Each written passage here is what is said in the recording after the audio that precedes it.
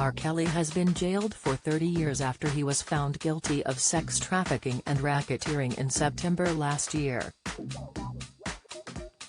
Prosecutors wanted a minimum 25-year term, while his defense team argued in court papers that he should only be given a 10-year sentence because he suffered a traumatic childhood involving severe, prolonged childhood sexual abuse, poverty, and violence.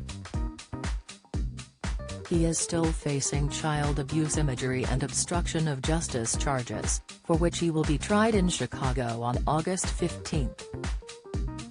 The rapper, 55, has been in jail since he was arrested in 2019 following the release of the harrowing Netflix docuseries, Surviving R. Kelly, whose real name is Robert Sylvester Kelly, groomed, imprisoned and trained young and often vulnerable women to be his sex slaves, according to the Bombshell TV series. The rapper set up a cult of young women, largely picked out of the crowd at his shows, to abuse and keep hostage for his own sexual gratification, it alleged. Kelly previously threatened to sue original broadcasters Lifetime if it aired the show and denied all accusations.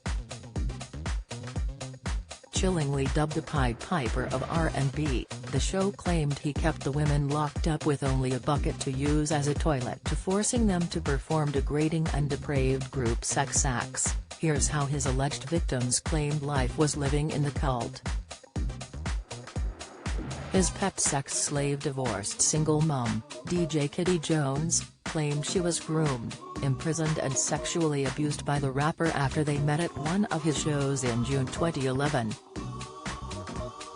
On their first meeting, she claimed he barged through the door of her hotel room and masturbated on the sofa before training her to give oral sex. He was like a drill sergeant even when he was pleasuring me. He was telling me how to bend my back or move my leg here. I'm like, why is he directing it like this? It was very uncomfortable. But he tried to make me feel special about the trip. Like, if I didn't really like you, I wouldn't have done that, and I wouldn't even be wasting my time flying you out, and I respect you, she told Rolling Stone in 2017. He also allegedly dropped disturbing hints about mysterious women he had raised, and told Kitty he would only introduce her when she was mentally ready. According to Kitty, he convinced her to quit work and move into his Chicago apartment by offering to pay double her salary. And once there she said she was banned from talking and looking at his male employees, forced to text Kelly her every movement and to wear baggy sweatpants when out so as not to look attractive. Their relationship apparently turned violent when she confronted Kelly about the video at the center of his 2008 child pornography trial, which allegedly showed him urinating into the mouth of a 14-year-old.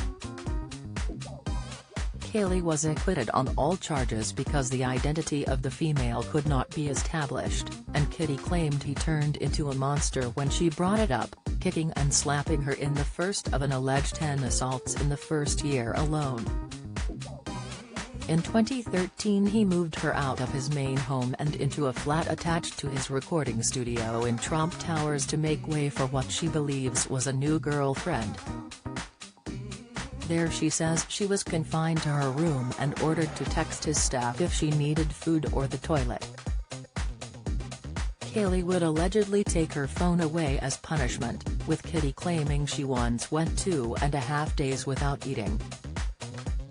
Unbeknown to her at that point, other women were also apparently being held under similar conditions in different rooms of the apartment.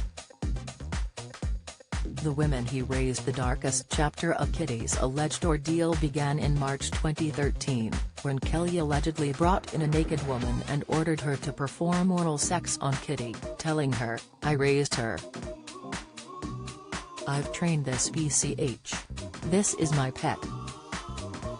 From then on, Kitty claims he forced her to have sex with women he would fly in, and that she would be punished if she refused. She vomited after performing oral sex on one of his girlfriends because she felt so demeaned, but said the worst moment was when Kelly allegedly urinated on two women while she performed a sex act on him with them. According to the DJ, Kelly recorded everything and sometimes made her give him oral sex while he watched footage of other women he'd forced to have sex on his iPad. It was just a game for him. He just went back and forth on them when he was peeing and told another girlfriend to clean it up afterwards. That was the worst that I've ever seen, she said. Kelly's rep rubbished Kitty's claims that the sex and day-to-day running of their 2-year relationship was anything other than consensual. The spokesperson said, Mr. Kelly is aware of the repeated and now evolving claims of Ms. Jones. It is unfortunate that Ms. Jones, after public statements to the contrary, is now attempting to portray a relationship history with Mr.